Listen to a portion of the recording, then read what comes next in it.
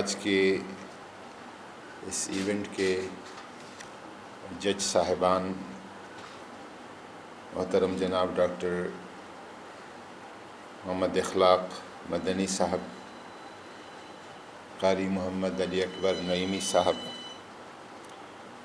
Doctor قاری ضیاء الرحمان صاحب، حافظ عبد الحنان حامد صاحب، قاری محمد اعظم نورانی صاحب، اور یہاں پر جو بھی ہمارے دوست تشریف لائے ہیں دور دراز علاقوں سے، تمام اپنے معزز دوستوں کو السلام علیکم ورحمۃ اللہ وبرکاتہ۔ میں سب سے پہلے آپ کی آمد کا اور جج قراء صاحبان کا جو پینل ہے آپ کی دلچسپی اور معاونت کا شکریہ ادا کروں گا، اور پھر وزارت مذہبی امور اور دعویٰ اکیڈمی کے جن لوگوں نے اس کار خیر میں حصہ لیا ہے اور آج کے اس ایونٹ کو یقینی بنایا ہے، میں ان کا بھی تہہ دل سے ممنون ہوں۔ رمضان المبارک کا اور قرآن کا ایک خاص تعلق ہے، اور قرآن کا رمضان کے ساتھ ایک خاص نسبت ہے،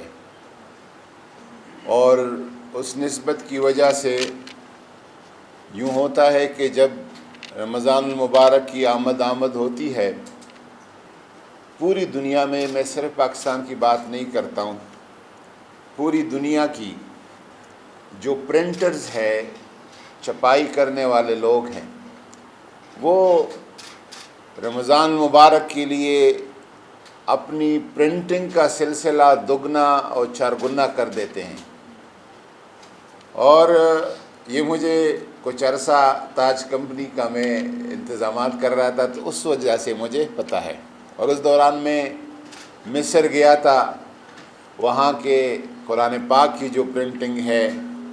بیروت میں گیا تھا، دمشق میں گیا تھا، تو مجھے پتہ چلا تھا کہ وہ رجب سے خصوصی اشاعت قرآن پاک کی ایک بڑی سٹاک جمع کرتے ہیں۔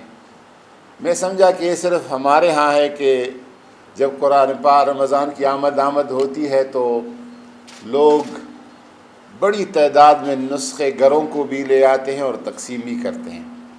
یہ وہ تعلق ہے جو قرآن کریم اور رمضان المبارک کا ہے۔ الحمدللہ اس دفعہ بھی گزشتہ سالوں کی طرح ہماری خواہش ہے کہ الحمدللہ پچھلے سال بھی پوری دنیا میں رمضان المبارک میں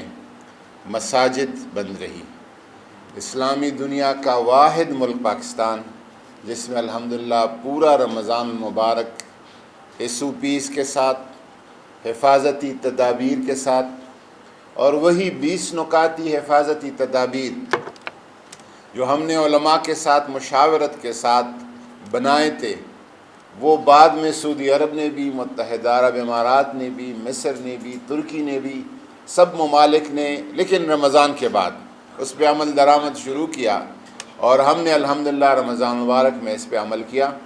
اور ایک رات میں اور پریزیڈنٹ صاحب ادھر آئے تھے اوپر اس مسجد میں، فیصل مسجد میں، باقی کچھ مساجد کا بھی ہم نے اس وقت دورہ کیا تھا، اور پھر رمضان کے اختتام پہ عید کے بعد جو ہماری کچھ اداروں کی رپورٹس تھی کہ SOPs پہ کتنا عمل درآمد ہوا، تو سب سے زیادہ عمل درآمد مساجد میں ہو گیا تھا۔ اس پہ بازاروں کی نسبت، ٹرانسپورٹ کی نسبت، ریلوے اسٹیشن کی نسبت، ایئرپورٹس کی نسبت، ہوٹلز اور دیگر کاروباری مراکز کی نسبت سب سے زیادہ ان SOPs پر عمل درآمد مساجد میں ہو گیا تھا۔ تو انشاءاللہ تعالیٰ اس دفعہ بھی اللہ کرے گا اور مساجد انشاءاللہ تعالیٰ قرآن پاک کی ذکر اور کلام سے انشاءاللہ تعالیٰ آباد رہیں گے۔ تو اس کے لیے فیصل مسجد جو ہے یہ ایک روحانی علامتی مرکز ہے اس ملک کا اور دارالحکومت اسلام آباد کا کیپٹل کا، تو اس میں ہماری خواہش یہی رہی کہ ایک کچا سا ایک پینل جو ہے اس کا انتخاب پورے ملک سے ہم کرا لیں، اس میں پورے ملک کی قرآ کی نمائندگی ہو اور بہترین قرآ ہو جو کہ آخری عشرہ میں قیام اللیل اور قرآن پاک جو ہے پڑھا سکے اور سنا سکے۔ میں آپ کو بھی یہ گزارش کروں گا کہ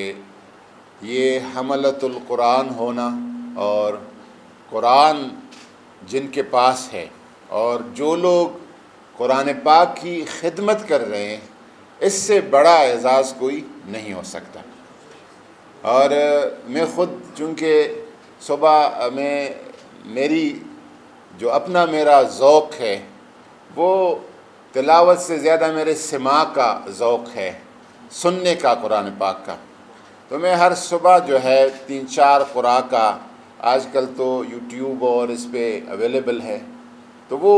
میں سنتا ہوں، اور الحمدللہ اس کی وجہ سے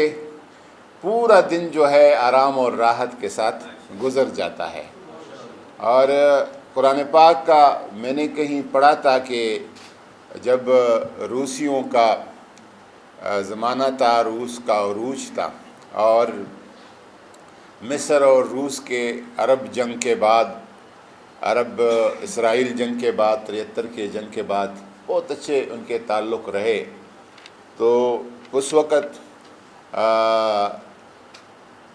جمال ناصر تھے یا انور السادات تھے، تو اس کو دعوت دی گئی روس کے دورے کی، تو اپنے ساتھ قاری عبدالباسط صاحب کو بھی لے گئے، اور جب اس کو تقریر کے لیے وہاں پہ کریملن میں کہا گیا جو روس کی طاقت کا مرکز تھا، وہاں سارے کمیونسٹ پارٹی کے بابے، سفید بالوں والے بابے سارے بیٹھے تھے، تو ان کو کہا گیا کہ صدر مصر کے صدر کو کہ آپ تلاوت کریں، تو اس نے کہا کہ آپ تقریر کریں، تو انہوں نے کہا کہ میرے تقریر کے بعد میرے ساتھ قاری صاحب عبدالباسط صاحب آئے ہیں، وہ کچھ تلاوت کریں گے۔ ظاہر ہے مصر کی صدر کی خواہش تھی، ایک مہمان کی خواہش تھی، وہ قاری عبدالباسط نے اس سرخوں کے مرکز میں وہاں پہ قرآن پاک کی تلاوت فرمائی، اور جو لوگ اس منظر کو دیکھ رہے تھے وہ کہہ رہے تھے کہ سارے کمیونسٹ پارٹی کے ان بابوں کا، جن کو عربی کا بھی نہیں پتہ تھا، قرآن کا بھی پتہ نہیں تھا، لیکن ان کے جو آنکھ تھے وہ پرنم ہو گئے وہاں پہ۔ قرآن پاک کا جو اثر ہے، جو تاثیر ہے، وہ ہر قسم سخت دل میں اور سخت جان میں جو ہے اس کا اثر اللہ تبارک و تعالیٰ کر دیتا ہے۔ حملۃ القرآن ہونا یہ بہت بڑے اعزاز کی بات ہے۔ امام شافعی رحمۃ اللہ علیہ، امام شافعی کی عجیب قسم کی شخصیت ہے، اور حضور نے فرمایا تھا کہ ایک میرے امت میں ایک عالم پیدا ہوگا جو دنیا کو علم سے بھر دے گا، تو علماء لکھتے ہیں کہ وہ حدیث جو حضور نے پیشنگوئی فرمائی تھی اس کے مصداق امام شافعی رحمۃ اللہ علیہ۔ امام شافعی غزہ میں پیدا ہو جاتے ہیں، فلسطین میں، اور پھر 2 سال کی عمر میں قرشی ہیں، اپنی قرشیت کی طرف واپس جانے کے لیے 2 سال کی عمر میں یتیمی کی حالت میں وہ چلے جاتے ہیں مکہ مکرمہ، اور پھر مکہ مکرمہ میں قرآن پاک پڑھنا شروع کر دیا، حفظ کرنا شروع کر دیا، اور آپ یتیم تھے اور والدہ آپ کی ظاہر ایک بیوہ کی حیثیت سے وہ مکہ مکرمہ میں اس زمانے میں بھی پانی کی تکلیف تھی، اب بھی پانی کی مکہ مکرمہ میں بڑا مسئلہ ہوتا ہے، تو وہ مشکیزہ اٹھا کے امام شافعی کی والدہ گھروں میں پانی بیچ کے اپنا گزران اوقات کر رہی تھی، اور جب وہ حرم مکی کے ساتھ گزرتی تھی تو اندر دروازے سے ایک نظر دیکھ کے کہ محمد ابن ادریس امام الشافعی پڑھ رہا ہے کہ نہیں پڑھ رہا ہے، اندر جا کے وہ دیکھتی کہ وہ کسی استاذ کے ساتھ بیٹھا ہے، پڑھ رہا ہے، لیکن اللہ تعالیٰ نے اس کو ایسا ملکہ قرآن پاک کے پڑھنے میں دیا کہ پھر اس کے بعد جب انہوں نے حفظ اور تجوید کی تکمیل کی تو مکہ کے رہنے والے وہ کہتے تھے کہ کدھر گیا وہ قریشی نوجوان، ہمارے دل سخت ہو گئے ہیں، ان کو بلائے کہ ہم ان سے قرآن سنیں۔ اور پھر امام شافعی کو بلایا جاتا، کعبہ کی سائے میں چھاؤں میں قریش اور مکہ کے جو لوگ تھے وہ بیٹھ جاتے تھے، امام شافعی قرآن سناتا تھا اور ان کے جو چشم ہے وہ پرنم ہو جاتے تھے۔ یہ الحمدللہ اس امت میں وراثت کے ساتھ یہ سلسلہ الحمدللہ آج کی دور تک چلا آ رہا ہے۔ یہ ایک افتخار کی بات ہے۔ آج کوئی 46 قرآن صاحبان جو ہے اس ایونٹ میں اس کو مقابلہ اس لیے نہیں کہہ سکتا کہ قرآن پاک میں کوئی معجز کتاب ہے، اس میں کوئی مقابلہ کر ہی نہیں سکتا، کلام معجز ہے۔ میرے والد صاحب کہتے کہ ایک دفعہ مکہ مکرمہ میں پہلی تراویح پڑھ رہا تھا تو شیخ عبداللہ ابن سبیل بہت بڑی شخصیت تھے، عالم بھی تھے، حافظ بھی تھے، لیکن جب سورہ فاتحہ ختم کیا تو یہاں پہ رک گئے کہ الف لام میم ذالک الکتاب لا ریب۔ آگے کہتے کہ لوگ پورے حرم سے تو سب کو پتہ تھا، تو لوگوں نے فتح دینا شروع کر دیا کہ فاتحہ ختم کر کے الف لام میم سے شروع کر دو، الف لام میم ذالک یعنی بہت بڑے بڑے لوگ، یہ کتاب جو ہے ان سب کو معجز کر دیتا ہے۔ تو قرآن پاک کی یہ تو ایک مقابلہ نہیں ہے، یہ ایک فخر اور افتخار کی بات ہے جن لوگوں کی ادھر سلیکشن ہو جاتی ہے۔ 14 لوگ جو ہے آج کے اس ایونٹ میں انشاءاللہ تعالی ان قرآن کے حکم اور فیصلے کے مطابق جو ہے سلیکٹ ہوں گے۔ میں ایک اور گزارش کروں گا، اور وہ یہ کہ کرونا سے پچھلے سال ہمارا ایک پروگرام تھا کہ اس ملک میں کس طرح ہم قرآن کی کلچر کو، یہ جو ناچ گانے کا کلچر ہے، اس کو توڑ دینے کے لیے متبادل جو کلچر ہے وہ قرآن اور نعت کا کلچر ہے، اس کلچر کو ہم کیسے فروغ دیں۔ میں نے کچھ لوگوں سے، دوستوں سے مشاورت بھی کی تھی، اور مصر کے سفیر سے میں نے گزارش کی تھی کہ 2 مختلف ٹائم پہ ہمیں 5 مصری قراء کا ایک گروپ بھیج دیں، اور ہم ان کی پوری ملک میں تمام شہروں میں ان کی ایونٹس کراتے ہیں، بڑے بڑے کنسرٹ اور ایونٹس کراتے ہیں، تاکہ اس میں ہزاروں لوگوں کا اجتماع ہو اور اس میں وہ حسن قرأت کا اپنا اظہار کر سکے۔ وہ کرونا کی وجہ سے ابھی تک بہت سارے ایشوز اس میں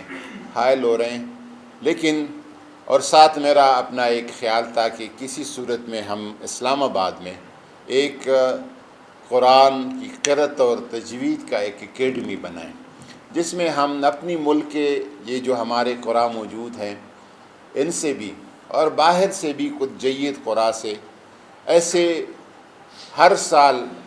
80-100 بہترین قسم کے قراء کا ہم سلیکشن کر سکے، ان کی کوئی تربیت کر سکے، اور یہاں پہ بہت بڑا ٹیلنٹ ہے اور اس کو آگے آنے کی ضرورت ہے۔ اس میں بھی انشاءاللہ تعالی میں قاری علی اکبر نعیمی صاحب سے اور قاری اخلاق صاحب سے کے ساتھ بیٹھوں گا کہ اس کی کیا عملی صورت ہو سکتی ہے۔ وہ بھی ہماری اس ملک کی ضرورت ہے، اور ہماری بہت ساری خرابیوں کا انشاءاللہ تعالی وہ علاج اور مداوع ہو سکتا ہے۔ میں بار دیگر آپ سب کا بہت شکریہ ادا کروں گا جنہوں نے اس آج کے تقریب میں حصہ لیا، اپنی حاضری یقینی بنائی اور اس تقریب کے انعقاد کو ممکن بنایا۔ وما علینا الا البلاغ۔